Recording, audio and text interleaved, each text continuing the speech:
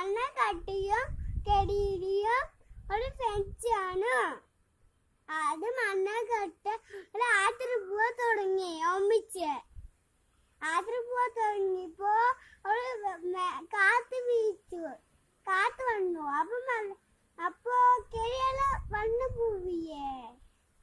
അപ്പൊ മണ്ണക്കട്ട അതിന് മേലെ കയറി നിന്നു. അപ്പൊ മഴ വന്നു.